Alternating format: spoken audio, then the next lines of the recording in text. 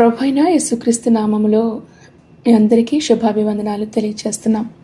అందరూ బాగున్నారు కదా? మరి మీరు మీ కుటుంబాలతో బిడ్డలతో సంతోషంగా ఉండాలని, మీ యొక్క ప్రతి అవసరత కూడా ప్రభు యొక్క క్రీస్తు యేసు మహిమలో తీర్చబడాలని అనుదినం మీ గురించి ప్రార్థన చేస్తా ఉన్నాను. మరి దేవుని వాక్యాన్ని వినడానికి సిద్ధంగా ఉన్నారా? జనవరి నెల 9వ తారీఖు 2026వ సంవత్సరం ఈనాటి వాక్యాన్ని విందాం. మరి ఈ వాక్యాన్ని వెంటనే మీలో కొందరి హృదయాల్లో కొన్ని ప్రశ్నలు, చింతలు లేదా నిశ్శబ్దమైన మూలుగులతో ఈ దినాన్ని ఆరంభించారేమో. కానీ దేవుని యొక్క వాక్యం మన యొక్క ప్రతి పరిస్థితికి కూడా ఒక వాగ్దానాన్ని జతజాయపడుతుంది అన్న విషయం మనం గుర్తు చేసుకోవాలి. ఈరోజు ప్రభు మనకి ఒక వాగ్దానాన్ని ఇస్తున్నాడు. అది మనల్ని భయపెట్టడానికి కాదు, కానీ మనకి విశ్వాస జీవితంలో మనల్ని నిలబెట్టడానికి, భక్తి జీవితంలో ఇంకా మనం ముందుకు పరిగెత్తడానికి దేవుడు ఇష్టపడతా ఉన్నారు. ఈనాటి వాక్య ధ్యానం యెషయా గ్రంథం 53వ అధ్యాయం 12వ వచనం. కావున గొప్పవారితో నేనతనికి పాలు పంచిపెట్టదను. కావున గొప్పవారితో నేనతనికి పాలు పంచిపెట్టదను. యెషయా గ్రంథం 53వ అధ్యాయం ప్రభువైన యేసుక్రీస్తు వారు మన కొరకు, మానవాళి అందరి కొరకు కూడా చేసిన గొప్ప త్యాగాన్ని గురించి, ఆయన పొందిన శ్రమలను గురించి, ఆయన ఏ రీతిగా ఆయన పరిచర్య, ఆయన యొక్క మరణం, పునరుద్ధానం, ఆ యేసుక్రీస్తు ప్రభుకి తండ్రి అయిన దేవుడు ఇచ్చే ఆ గొప్ప ఉన్నతమైన స్థితిని గురించి ఈ యొక్క అధ్యాయం వివరిస్తూ ఉంది. అయితే ఈ వచనం ప్రత్యేకంగా యేసుక్రీస్తు ప్రభు వారిని గురించి అయినప్పటికీ కూడా ఆయన అడుగుజాడల్లో నడిచే మనందరికీ కూడా ఈ వాగ్దానం వర్తిస్తూ ఉంది. అంటే క్రీస్తు యేసు ప్రభువు తండ్రి అయిన దేవునికి విధేయత చూపించడం ద్వారా తండ్రి ఆయనను ఎలా ఘనపరిచారో ఈ యొక్క వచనం మనకి జ్ఞాపకం చేస్తూ ఉంది. దేవుడు గొప్పవారిలో నీకు ఒక భాగాన్ని ఇచ్చును. గొప్పవారిలో ఒక భాగాన్ని, తనకు ఇష్టమైన బిడ్డలు ఆయన అడుగుజాడల్లో విధేయత చూపించే వారికి ప్రభు అనుగ్రహించే ఆశీర్వాదాన్ని గురించి ఈ యొక్క వాక్యం జ్ఞాపకం చేస్తా ఉంది. ఫిలిప్పీలు రాసిన పత్రిక 2వ అధ్యాయం 9వ వచనం ప్రకారం, అందుచేతను పరలోకముందున్న వారిలో కానీ, భూమి మీద ఉన్న వారిలో కానీ, భూమి క్రింద ఉన్న వారిలో కానీ ప్రతి వాని మోకాలును యేసు నామమున వంగినట్లును, ప్రతి వాని నాలుకయు తండ్రి అయిన దేవుని మహిమార్థమై యేసుక్రీస్తు ప్రభు అని ఒప్పుకొనున్నట్లును దేవుడు ఆయనను అధికముగా హెచ్చించి ప్రతి నామమునకు పైనామమును ఆయనకు అనుగ్రహించెను. తను తాను తగ్గించుకుని వాడు హెచ్చించబడును. నిజమే. ఈ ఫిలిప్పీయులకు రాసిన పత్రికలో మనకు వాక్యం జ్ఞాపకం చేస్తూ ఉంది. క్రీస్తు యేసు ప్రభు తాను తగ్గించుకున్నారు, తండ్రి అయిన దేవుడు ఆయన హెచ్చించారు. మనం తీసుకునే నిర్ణయాల్లో దేవుని గణపరుస్తాం, వ్యక్తిగత జీవితంలో ప్రభుని గణపరుస్తాం. ఎవరు చూడనప్పుడు కూడా దేవునికి నమ్మకంగా ఆయన యొక్క అడుగుజాడల్లో మనం నడిచినప్పుడు ఆయన వాగ్దానం ఇస్తున్నాడు, ఇదిగో గొప్పవారితో నేను అతన్ని కూర్చుండబెట్టుదును. నీ భాగము దేవుని యొక్క సన్నిధిలో ఉన్నతంగా ప్రభు ఆశీర్వదిస్తానని ప్రభు వాగ్దానం చేస్తూ ఉన్నారు. దేవుడు తన ప్రజలను ఉన్నతంగా ఆశీర్వదిస్తానంటున్నాడు. ఉన్నతంగా ఆశీర్వదిస్తాను. గొప్పవారిలో నేను వారిని ఉంచుతాను. గొప్పవారితో నేను అతనికి పాలు పంచి పెడతాను. కీర్తన గ్రంథం 75వ అధ్యాయం 6-7 వచనాల్లో కూడా మనకి సెలవిచ్చినట్లుగా, తూర్పు నుండి అయినను, పడమటి నుండి అయినను, అరణ్యం నుండి అయినను హెచ్చు కలగదు. దేవుడే తీర్పు తీర్చువాడు. ఆయన ఒకరిని తగ్గించును, ఒకరిని హెచ్చించును. దేవుడే తీర్పు తీర్చువాడు. అవును, ఆయన న్యాయాధిపతి. ఆయన ఒకరిని తగ్గించగలరు, ఒకరిని హెచ్చించగలరు.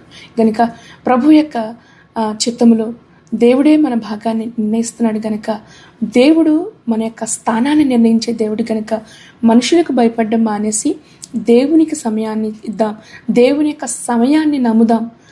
మనకు అప్పగించబడిన పనిని నమ్మకంగా చేస్తూ ప్రభువు మనల్ని నిలబెట్టే సమయం కొరకు ఎదురు చూస్తూ ఉందాం. ఎందుకంటే దేవుడు సరి అయిన సమయంలో ఉన్నతమైన స్థానాల్లోనికి ఆయన నిలబెట్టి హెచ్చించే దేవుడై ఉన్నాడు.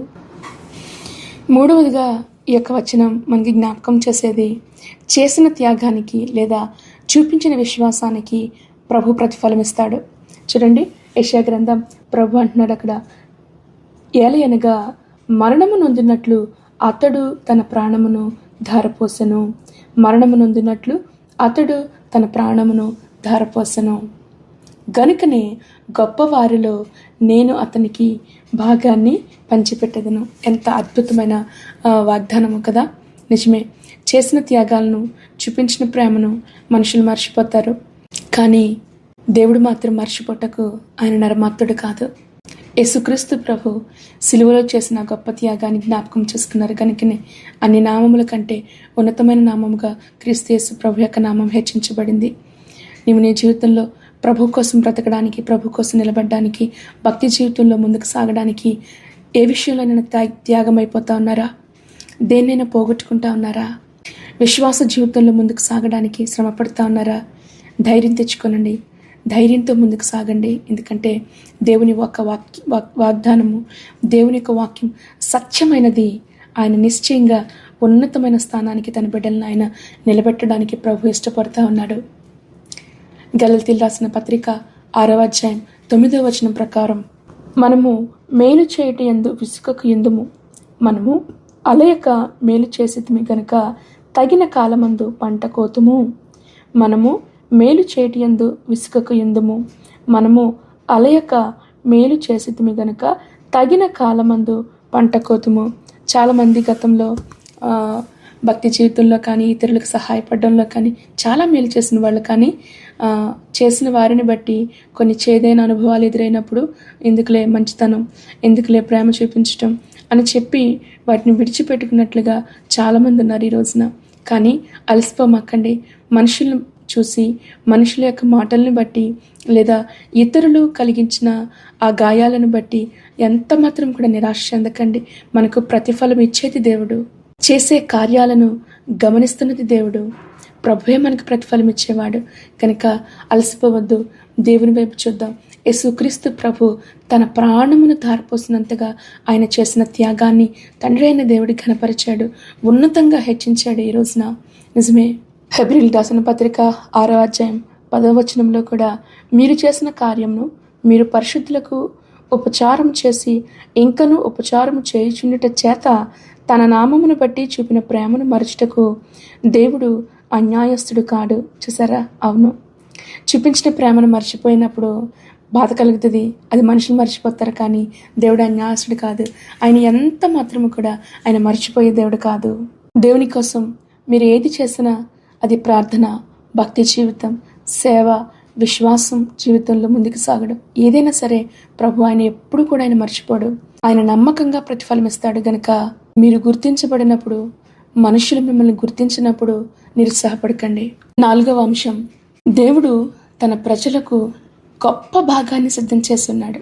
అంటే దేవుడు యేసుక్రీస్తు ప్రభుకి ఇచ్చింది, యేసుక్రీస్తు ప్రభు ఆయన మనతో పంచుకుంటున్నాడు. ఆయన అది ఆశీర్వాదం, విజయం, వారసత్వం, గౌరవం, హెచ్చింపు ఏదైనా సరే ఆయన మనతో పంచుకునే దేవుడు. ఎందుకంటే రోమీయులకు రాసిన పత్రిక 8వ అధ్యాయం 17వ వచనంలో ఇలాగ సెలవిస్తుంది, క్రీస్తుతో కూడా మహిమ పొందుటకు ఆయనతో శ్రమపడిన ఎడల క్రీస్తు తోడి వారసులము. మనము క్రీస్తుతో తోటి వారసులం ఎప్పుడవుతామంటే ఆయనతో కూడా మనము శ్రమల్లో మనం పాలు పంపులు పొందినప్పుడు. మనము క్రీస్తులో వారసులం, దేవుని యొక్క పిలుపులో భాగం. మిమ్మల్ని మీరు చిన్నవారిగా చూసుకోవడం మానేయండి. ఎందుకంటే దేవుడు ఇచ్చిన గుర్తింపులో అద్భుతమైన స్థితిలో, స్థానంలో ప్రభు మనల్ని నిలబెట్టే దేవుడు ఆయన. అవును, మనం దేవునికి నమ్మకంగా, దేవుని యొక్క మహిమ కొరకు మనం జీవించాలని ప్రభు ఇష్టపడతా ఉన్నారు. ఆదికాండం 12వ అధ్యాయం 2వ వచనంలో దేవుడు అబ్రహాంకి వాగ్దానం చేసినట్లుగా గొప్ప జనముగా, అవును, నీ ద్వారా రాజులు నీలో నుండి వస్తారని దేవుడు వాగ్దానం చేస్తున్నాడు.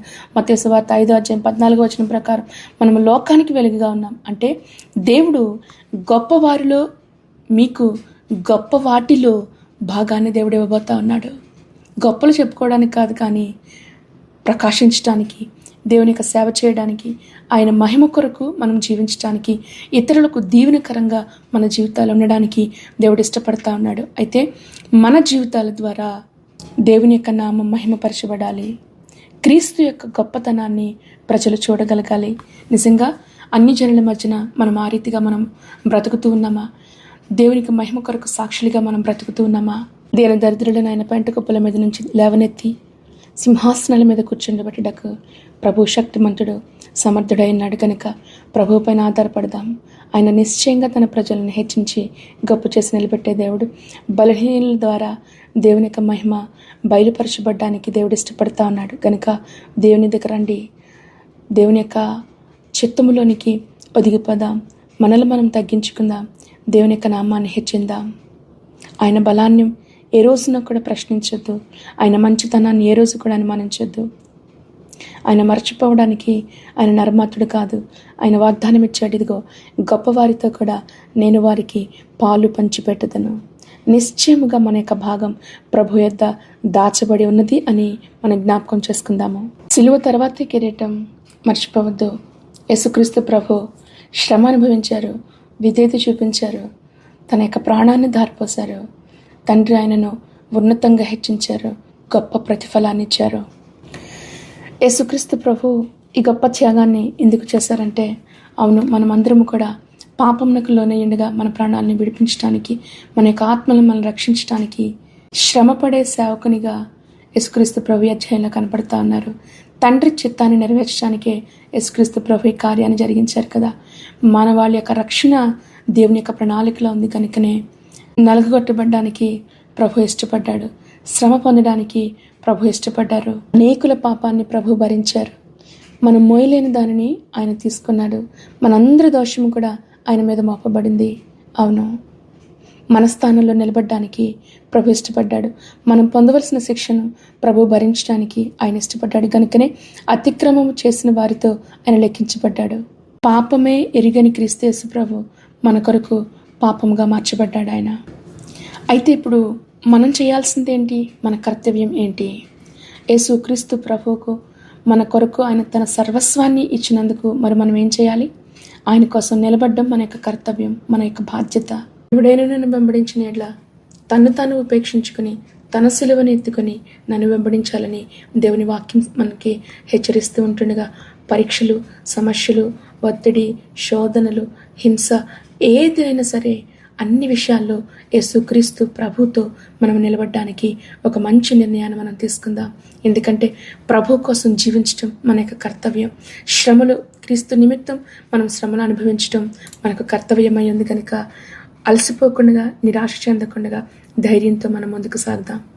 ప్రతిఫలాన్ని ఇచ్చే దేవుడు, విజయంతో నిలబెట్టే దేవుడు ఆయనే. గొప్పవారితో భాగాన్ని పంచిపెట్టడానికి ప్రభు ఇష్టపడతా ఉన్నాడు. యుద్ధం తర్వాతే దోపుడు సొమ్ము దొరుకుతుంది. మనం శ్రమ పడకుండా, మనం పరీక్షించబడకుండా మనకి ప్రతిఫలము రావాలంటే అది సాధ్యం కాదు కదా. వాక్యం ద్వారా ప్రభు మనల్ని దీవించి ఆశీర్వదించునుగాక. ప్రార్థన చేసుకుందాం. మహాపరిశుద్ధుడు అయిన యేసయ్యా, మీ పరిశుద్ధ నామాన్ని బట్టి మీకు స్తోత్రాలు చెల్లిస్తున్నాం. ఇదిగో ఈనాటి వాక్యం ద్వారా మీరు మాకు జ్ఞాపకం చేసుకున్న ప్రభా వాగ్దానాన్ని బట్టి నీకు వందనాలు. ఎన్నిక లేని, అర్హత లేని మా బ్రతుకుల్లో ప్రభా గొప్పవారితో మాకు పాలు పంపులు మేము పొందుకోవడం ఎలా? అవునయా, శ్రమైనా, కష్టమైనా, ఇబ్బంది అయినా, ఇరుకైనా, నిందైనా నీ కొరకు మేము నిలబడడానికి మాకు సహాయం చేయి. జీవితంలో ఎన్నో పోరాటాలు, ఒడిదుడుకులు ప్రభా నీ బిడ్డలు ఎదురవుతున్నప్పుడు తండ్రి ధైర్యంతో ప్రభా వాటిని ఎదుర్కొనే శక్తిని, ధైర్యాన్ని నీ బిడ్డలకి మీరు దయచేయండి. పిరికితనం కలిగిన ఆత్మను మీరు తొలగించివేమని అడుగుతున్నాం. ఎందుకంటే పోరాటం తర్వాత నువ్వు మాకు విజయాన్ని ఇచ్చే దేవుడు, మా ప్రతి కష్టంలో కూడా మాతో నిలబడే దేవుడు ప్రభా. ఇదిగో నాయన, ఈ వాక్యం వెంటనే నీ బిడ్డల్లో ఎంతమంది ఎటువంటి సమస్యలు, ఇబ్బందులు గుండా వారు వెళుతూ ఉన్నారో ప్రభా, ఎటువంటి కష్టతరమైన స్థితిగతులు గుండా ప్రభా వారు వెళుతున్నారో సహాయం చేయండి. సహాయం చేయగలిగిన దేవుడవు నీవే, ఆదరించగలిగిన నిలబెట్టిన వాడవు నీవే గనక ప్రభా నీ బిడ్డల జీవితాల్లో నిశ్చయంగా అద్భుత కార్యాలు నువ్వు జరిగించి మేలు చేసి అనేక మంది ముందు ప్రభా నీ బిడ్డల్ని మీరు సాక్షులుగా నిలబెట్టుకుని మీ నామానికి మహిమ తెచ్చుకోనమని ఈ దినమున ప్రభా నీ బిడ్డలు ఆరంభిస్తున్న ప్రతి కార్యాల్లో కూడా మీరు తోడేనండి. వారి ఉద్యోగాల్లో, పనుల్లో, కుటుంబాల్లో, బిడ్డల యొక్క జీవితాల్లో నువ్వు మేలు చేసిన ఆయన నడిపించమని అడుగుతూ ఆయన మంచి ఆరంభమును ప్రభా ఈ బిడ్డలకి మీరు దయచేయండి. నీ దీవెనతో ఈ దినమంతా కూడా నీ సన్నిధి కాంతిని నీ బిడ్డల ముందు ప్రభా మీరు ప్రకాశింపచేయమని ప్రభు యేసుక్రీస్తు నామములో ప్రార్థించి దీవిస్తున్నాము తండ్రి. ఆమేన్. దేవుడు మిమ్మల్ని అందరినీ దీవించి ఆశీర్వదించును గాక. ఆమేన్.